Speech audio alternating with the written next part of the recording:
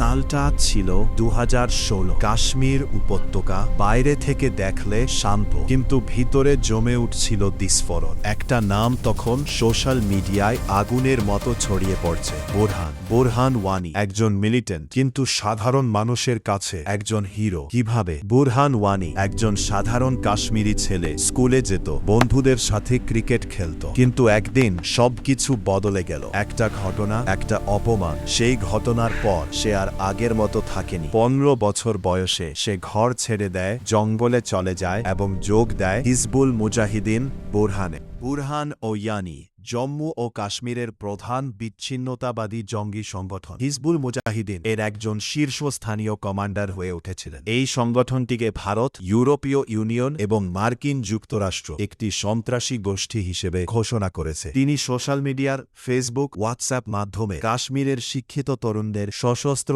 আন্দোলনে যোগ দেওয়ার জন্য সরাসরি আহ্বান জানাতেন। নিরাপত্তা বাহিনীর মতে তিনি অনেক যুবকে জঙ্গি কার্যকলাপে লিপ্ত হতে প্ররোচিত করেছিলেন। সে ওপেনলি নিজের ছবি, ভিডিও পোস্ট করত, গান হাতে ছবি তুলে ভাইরাল করত, যুবকদের ইন্সপায়ার করত, জয়েন করত। ভারতীয় গোয়েন্দা সংস্থা ও পুলিশের মতে বুরহান নিরাপত্তা বাহিনীর ওপর একাধিক হামলার পরিকল্পনা ও পরিচালনার পেছনে মূল মস্তিষ্ক হিসেবে কাজ করেছিল। তাকে সাম্প্রতিক বছরগুলোতে উপত্যকায় জঙ্গিবাদের পোস্টার বয় হিসেবে বিবেচনা করা হতো। ইন্ডিয়ান সিকিউরিটি এজেন্সিজ বুঝে গিয়েছিল বুরহান শুধু একজন মিলিটেন্ট না, সে একটা সিম্বল হয়ে উঠছে। যদি তাকে থামানো না যায়, পুরো ভ্যালি আনকন্ট্রোলেবল হয়ে যেতে পারে। Secret meeting, army officers, intelligence bureau, এদের একটাই লক্ষ্য ছিল বুরহান ওয়ানিকে খুঁজে বের করা। আর এই মিশনের নাম দেওয়া হয় অপারেশন বুরহান।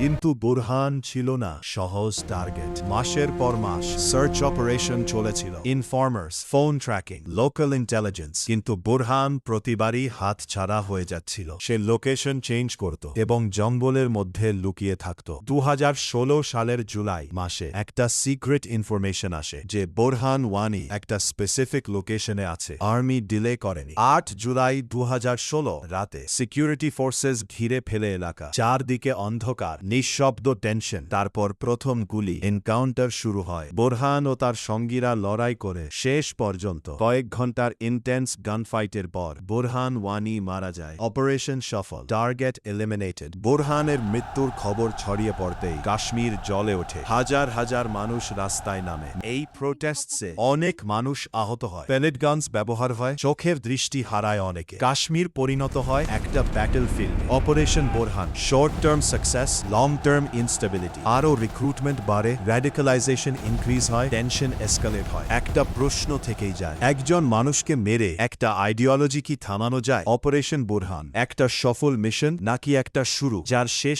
আজও কেউ জানে না? এই রকম সত্যি ঘটনা জানতে চাইলে ভিডিওটা শেয়ার করো আর সাবস্ক্রাইব করতে ভুলবে না।